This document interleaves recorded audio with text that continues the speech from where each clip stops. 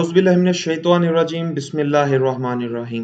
Assalamualaikum dear students. You are watching your favorite YouTube channel bio sir. जी बच्चों, first year biology chapter 4 में से आज हम एक टॉपिक को डिस्कस करने वाले हैं। टॉपिक का नेम है राइबोसोम। अब बच्चे, राइबोसोम जो है ये यूकैरियोटिक और प्रोकैरियोटिक दोनों सेल के अंदर पाए जाने वाली एक नॉन मेम्ब्रेनस ऑर्गेनेली है और ये स्मॉलेस्ट ऑर्गेनेली है जो किसी भी लिविंग सेल के अंदर पाई जाती है। राइबोसोम के बच्चे अगर हम नेम के ऊपर गौर करें तो वर्ड जो राइबो है इसका मतलब होता है ग्रेन्यूल्स। ग्रेन्यूल्स का मतलब क्या होता है? दानेदार। कोई भी चीज जो ग्रेन की फॉर्म में हो, दाने की फॉर्म में हो, उसको बच्चे हम राइबो बोलते हैं। सोम का बच्चा वर्ड निकला है सोमा से और सोमा का मतलब होता है बॉडी। तो अगर हम इसके नाम को कलेक्टिवली बच्चे समझने की कोशिश करें तो इसका मतलब ये है कि राइबोसोम ऐसी ऑर्गेनेलीज हैं जो ग्रेन्युलर्स होती हैं, दानेदार होती हैं। ये बच्चे ऑर्गेनेली को सबसे पहले जॉर्ज पैलेडे एक साइंटिस्ट है, उसने 1955 के अंदर इसको डिस्कवर किया था। और ये बच्चों ऑर्गेनेली यूकैरियोटिक और प्रोकैरियोटिक दोनों सेल के अंदर पाई जाती है और ये बच्चों एक नॉन मेम्ब्रेनस ऑर्गेनेली है। लेकिन बच्चों इसका साइज जो है वो वेरी करता है। यूकैरियोटिक सेल के अंदर इसका साइज थोड़ा सा बड़ा होता है, प्रोकैरियोटिक सेल के अंदर इसका साइज थोड़ा सा छोटा होता है। अगर बच्चे हम माइक्रोमेट्री से इसके साइज का जो है वो हवाले से इसकी बात करें तो इसका जो साइज है वो 20 अप्रोक्सीमेटली 20 नैनोमीटर होता है, जो कि काफी छोटा साइज है और ये सेल की सबसे छोटी ऑर्गेनेलीज है। अब जो राइबोसोम्स जो होती हैं ये डिफरेंट तरह के यूनिट से मिलकर बनती हैं। दो यूनिट्स होते हैं जिनके मिलने से राइबोसोम बनती है और अपना फंक्शन परफॉर्म करती है। अब तो राइबोसोम के दो यूनिट होते हैं, एक को हम बोलते हैं लार्जर यूनिट और दूसरे को हम बोलते हैं स्मॉलर यूनिट। बच्चों ये जो इसके सब यूनिट्स होते हैं इसका यूकैरियोट और प्रोकैरियोट के अंदर ना डिफरेंस होता है, तो उस चीज को हम यहाँ पर समझेंगे। यूकैरियोट के बच्चे अगर हम बात करें तो यूकैरियोट में राइबोसोम का जो लार्जर यूनिट होता है वो 60S का होता है। अब बच्चों बेसिकली एस यहाँ पर क्या है? एस जो है ये बच्चों सेंट्रीफ्यूगेशन का यूनिट है, एस फॉर स्वेडबर्ग। ये स्वेडबर्ग के लिए यूनिट है, ठीक है, आपने बात याद रखना है। और ये रिप्रेजेंट करता है किसको? सेंट्रीफ्यूगेशन को। अब सेंट्रीफ्यूगेशन क्या है? सेंट्रीफ्यूगेशन बच्चों एक ऐसी टेक्निक है, एक ऐसी स्पिनिंग टेक्निक है जिसकी मदद से आप किसी भी लिविंग सेल के जो स्ट्रक्चर्स हैं, जो सब सेलुलर स्ट्रक्चर्स हैं, उनको सेपरेट कर सकते हैं, अलग कर सकते हैं, उसकी फ्रैक्शन कर सकते हैं।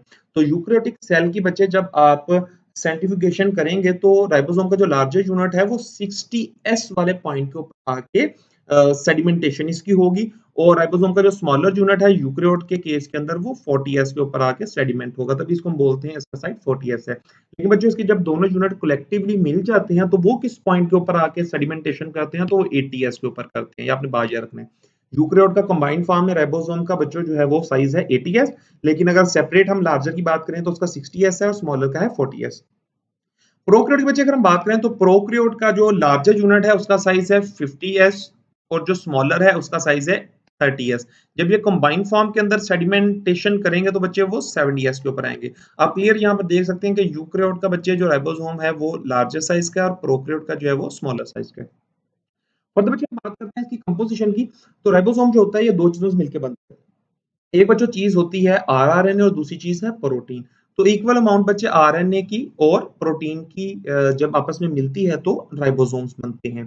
तो तभी बच्चे राइबोसोम को राइबोन्यूक्लियो प्रोटीन पार्टिकल्स भी बोला जाता है, क्योंकि ये equal amount of RNA protein से मिलकर बनेगा।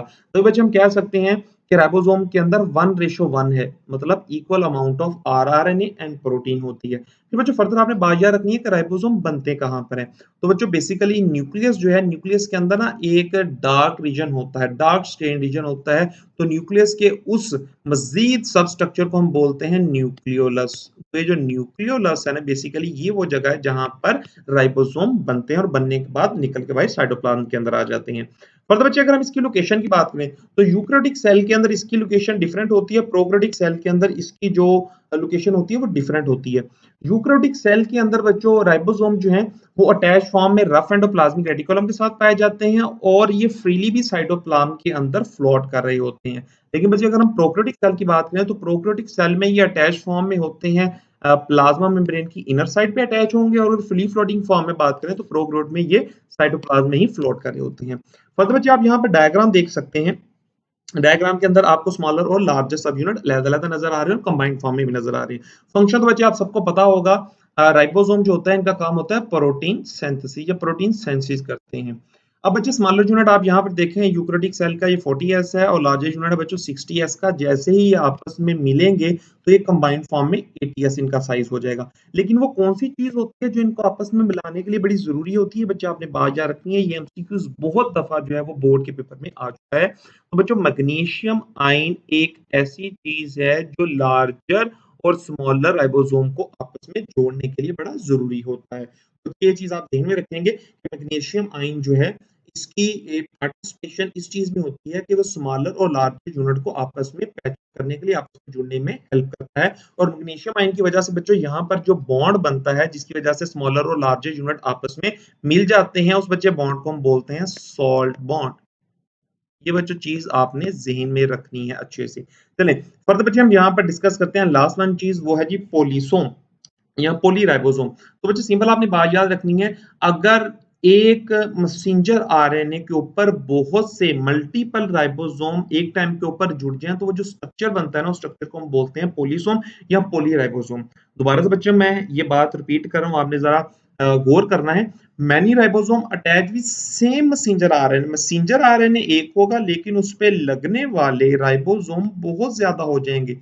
तो कलेक्टिवली जो स्ट्रक्चर बनता है उसको हम बोलते हैं पॉलीसोम या पॉलीराइबोसोम। अब इसका काम क्या होता है, पॉलीसोम बनते क्यों हैं, पॉलीराइबोसोम बनते क्यों हैं? ये बच्चों इसलिए बनते हैं ताकि सेम प्रोटीन की जो मैन्युफैक्चरिंग है वो ज्यादा स्पीड के साथ की जाए, मतलब कम टाइम में ज्यादा आपको प्रोटीन बना के दे दी जाए।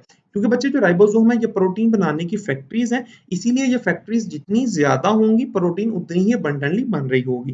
तो उम्मीद करता हूँ बच्चों आपको वीडियो पसंद आई होगी, आपके नॉलेज में इजाफा हुआ होगा। अगर बच्चों वीडियो पसंद आई है वीडियो को लाइक करें, चैनल पे न्यू है चैनल को सब्सक्राइब करें, अपने फ्रेंड्स के साथ इसको शेयर करें। नेक्स्ट वीडियो के आने तक बच्चों आपने वेट करना है, तब तक के लिए अल्लाह हाफिज।